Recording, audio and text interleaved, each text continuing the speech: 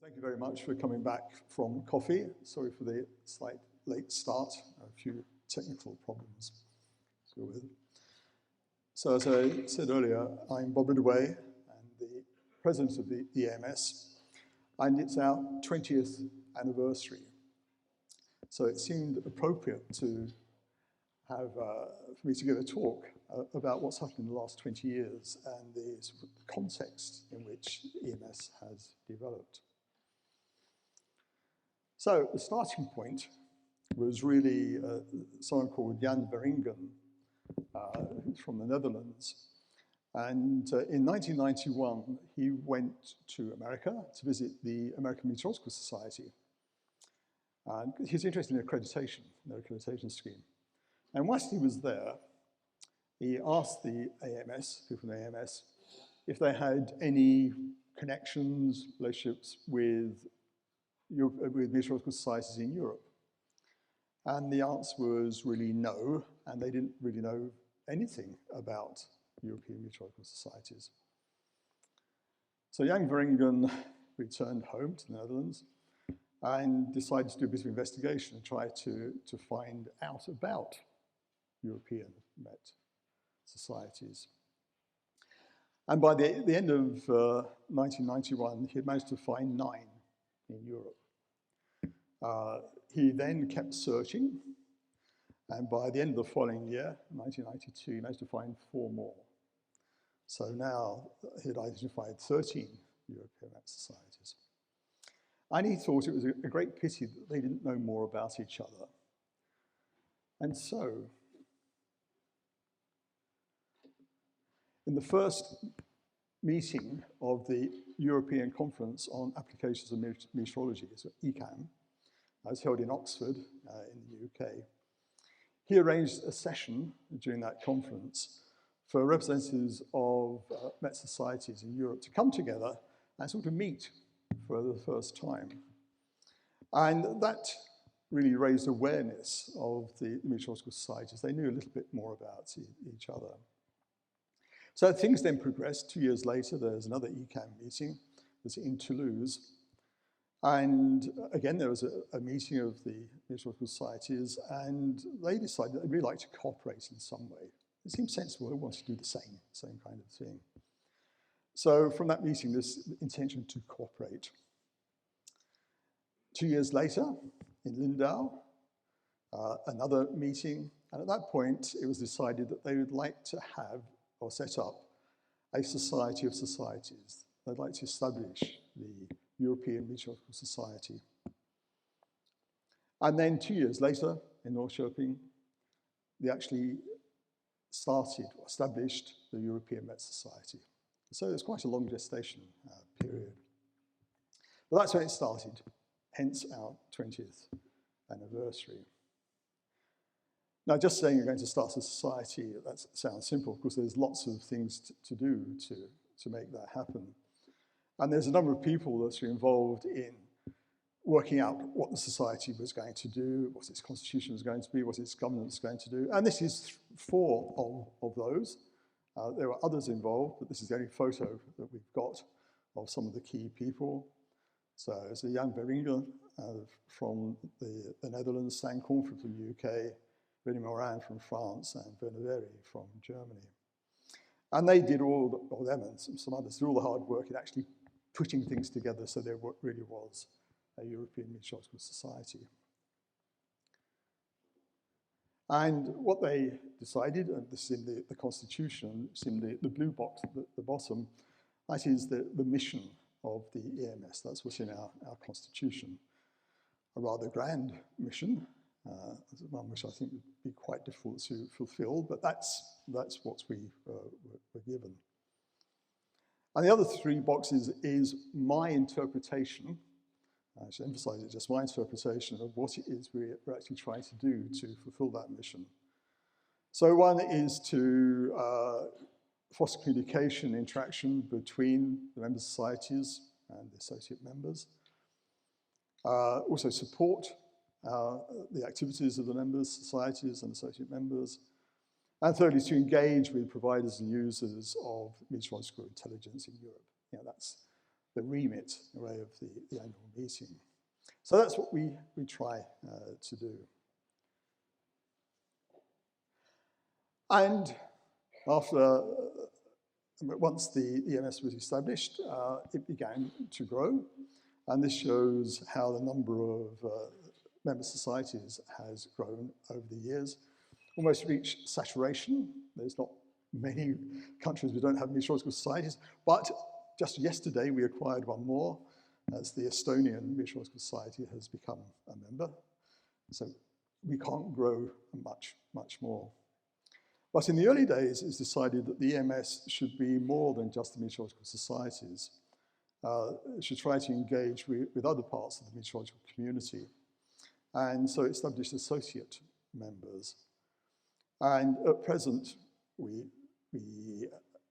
that has grown. We don't have a vast number, about half of those, the order of 30.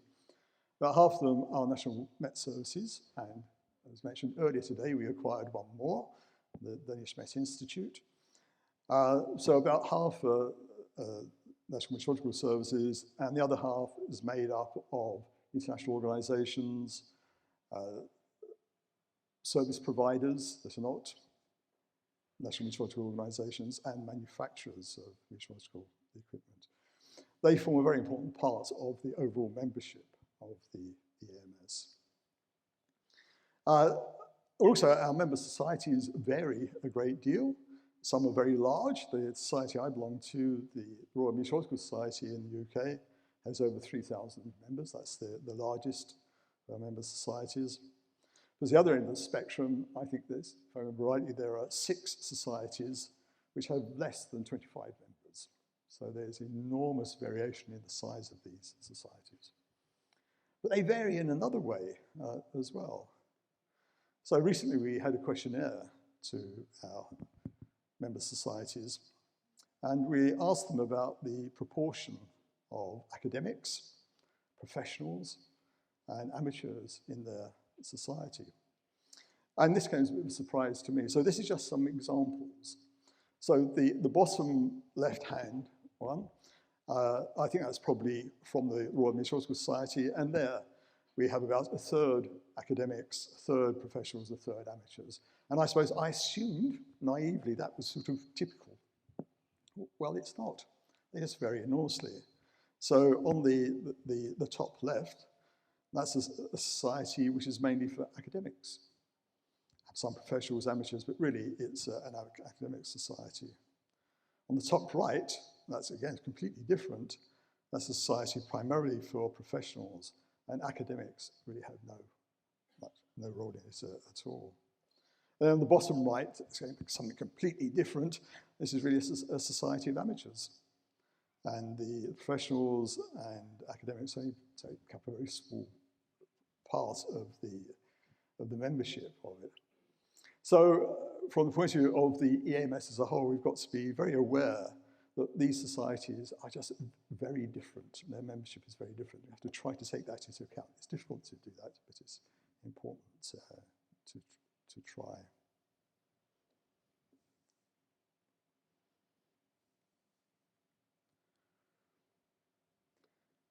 The EMS annual meetings are really a very important part of what we do. And this shows how the meetings have developed over the years.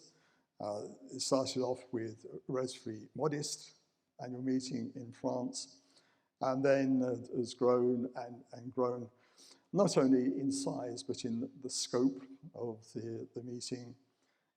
And it's developed at one time, we used to alternate between having the annual meeting in collaboration with the European Conference on Applications of Meteorology and the European Conference on Applied Climatology. But that has now changed. We now have a sort of more uniform structure. And so the annual meeting has grown and it's developed and it's changed to try to meet sort of changing needs. And part of that process is to seek for new sessions, get ideas for new sessions to try to make sure that we're actually responding to the needs of the meteorological community. that's very important that we do that. So the annual meeting has undoubtedly been a great success. And the next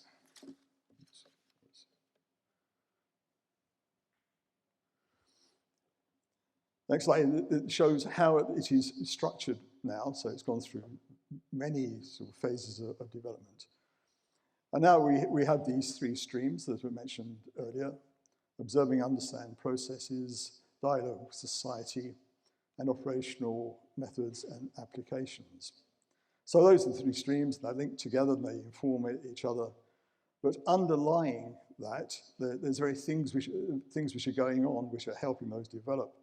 So there's the focus on Earth system sciences, linking the atmosphere to the ocean, to land, to ice.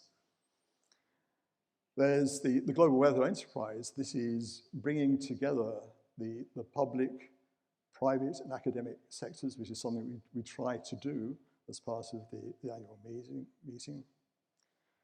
Try to take into account the notion of seamless prediction, so that we treat medium-range forecasting, seasonal forecasting, climate prediction as part of a spectrum rather than distinct activities.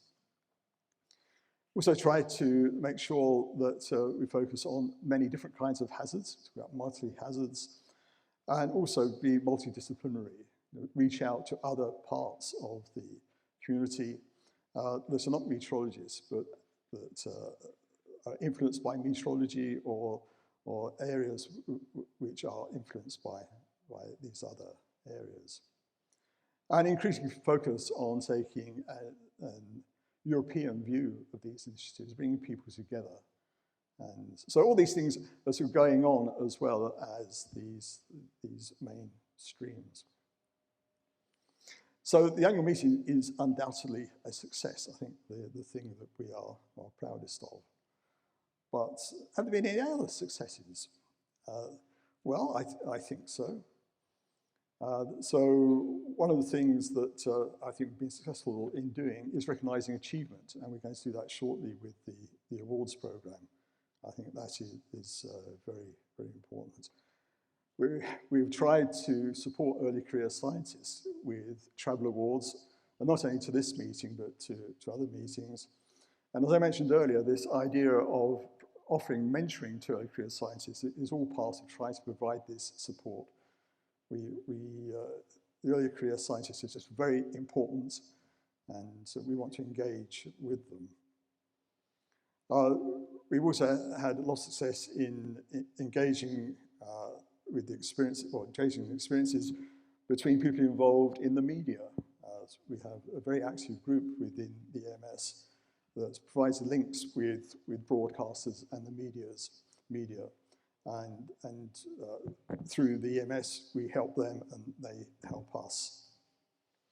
And the other thing there's been some success in, but it's been difficult, is to improve communication between the member societies and associate members. And that has actually been quite difficult to do, but we have made some progress, but there is more to do there.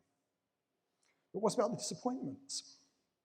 Well, it's interesting, when you look back at the setting up of the EMS, there's two things, those 4 people I showed you earlier, there's 2 things which they wanted to do as a priority.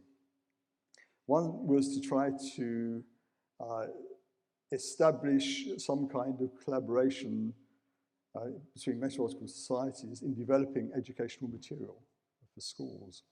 Thought that would be worthwhile. And that really hasn't come to anything. We've had an education committee, and a lot of time and effort has been put into trying to do things. But if you look back and say, is there something new we've done? And the answer is no. Just a lot of effort, a lot of thought, but nothing has really concrete come out of it. The other thing they wanted to do 20 years ago was support the implementation of accreditation schemes. And again, we had an accreditation committee as part of the EMS at one time, And a lot of thought went into whether it's possible to encourage people to set up their own accreditation schemes or even have a European-wide accreditation scheme. But again, that's come to nothing. And it doesn't mean that those two areas are not going to be pursued in future, but I think the founding fathers would be a little bit surprised that we hadn't made more progress in those areas. But that's the Meteorological Society. You know, what's been going on whilst all this is happening? And I just wanted to illustrate this with a few slides. And these have been kindly provided by ECMWF. I should explain that, of course, ECMWF is an international organization like the EMS, so that's a natural link. Also, in my career, I spent 2 very enjoyable periods working at ECMWF. So it's something which is very close to my heart.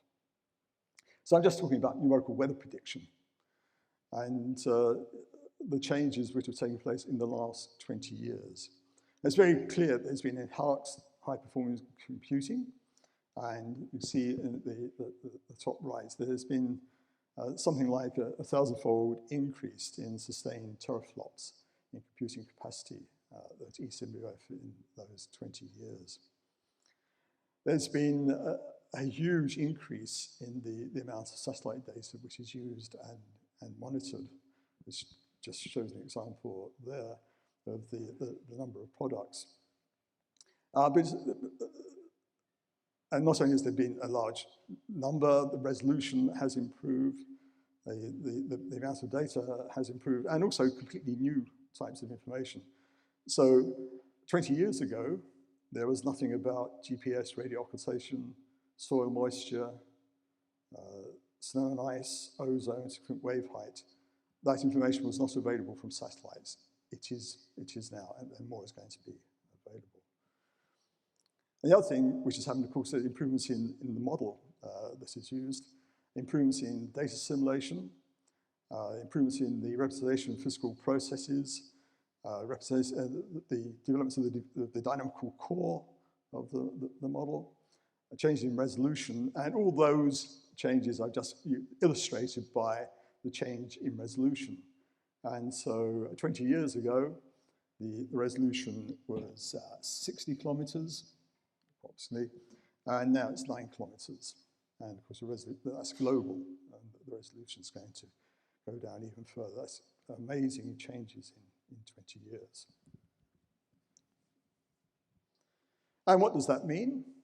It means, of course, the forecast got better. This is just one of many examples that you have at ECMWF of the improved quality, improved skill, the ECMWF forecast. So it's got different days. The top line in each of these curves is the northern hemisphere, and the bottom line is the southern hemisphere. So because of the satellite data, primarily, the difference between the northern and southern hemispheres has almost disappeared. And the quality of the forecast has continued to grow. But as well as getting better quality forecasts, of course, there's the option as the models develop of having a wider range of products. And this is just 3 that I happen to choose from ECMWF. One that's the top left is lightning, forecast of where lightning is likely to occur. The one on the right, the top right, the model now forecasts type of precipitation. So the red areas where there's freezing rain is forecast to occur. And the bottom one, of course, is from the ensemble model showing the track of hurricane. So the developments in NWP have led to new, different, improved products as well as improved accuracy.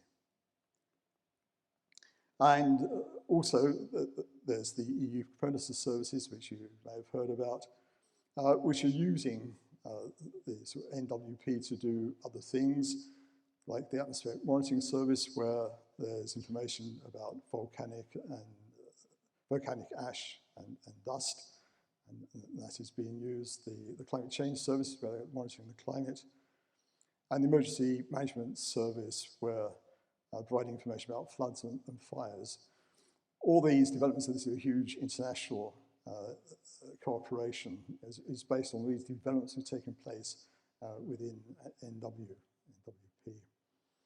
But so I only talked about NWP, of course. There's lots of other things which have gone on, which in my few moments I can't talk about, especially in climate. Enormous developments in those 20 years in climate science, in climate prediction, monitoring the climate, and also in the public understanding of climate change. All those things have changed tremendously in the last 20 years. And all those developments have been part of what has happened in the last 20 years in the annual meetings. And we have taken all those and reflected those developments. But the annual meeting must continue to change and develop. And our committee on meetings has just recently been thinking about how the annual meeting should develop, what it should be trying to do. And basically he came up with 3 areas that it really wanted to do. It wanted to support and advance meteorology in its applications, strengthen individual and corporate expertise, so help people develop, and bring together member societies. And they've come up with all sorts of possible actions that they can take to actually allow that to happen. And I've just chosen, in a sort of rather random way, some of the things which they're thinking about doing, which is going to make sure the annual meeting continues to grow, be more useful, something that's going to help not only the science that meteorology develop, but actually the individuals working within meteorology to develop. At the end, I just wanted to finally say something to sum up about the EMS. And I came across something which I thought actually summed up the EMS probably much better than I could. And this is going to come as a bit of a surprise to one person in the audience. And that is this gentleman here. He looks horrified. Fritz is going to get the award for outstanding contribution shortly. As part of the award, this video was made about him, who was one of the people involved in setting up the EMS, about the EMS and what it's there for and what it does. And so, despite his obvious embarrassment, I'm going to play this. So, here we go. I think the European Meteorological Society is indeed important for the meteorological community in Europe.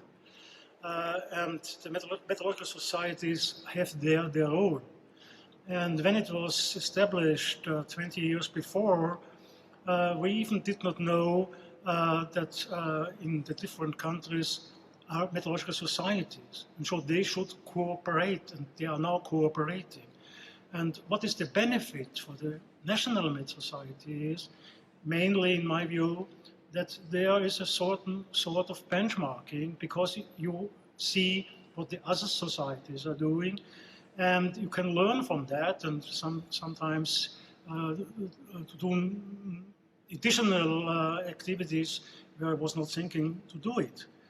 And especially important is for the meteorological community, of course, the annual conference, which developed from a very relatively small conference to now to the, in my view, largest meteorological conference in Europe.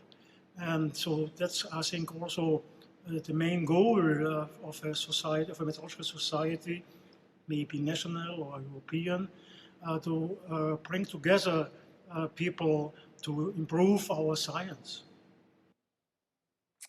So that's Fritz, and I think he summed up very well what it is we try to do as the EMS, and the very important role the annual meeting has in the EMS achieving its objectives. So I hope I've given you some insight into what's happened over the last 20 years. And I think that the EMS is in a good state, and we can look forward to further developments in the coming years and further achievements. So I think we are in a good state to actually move forward. Thank you. much.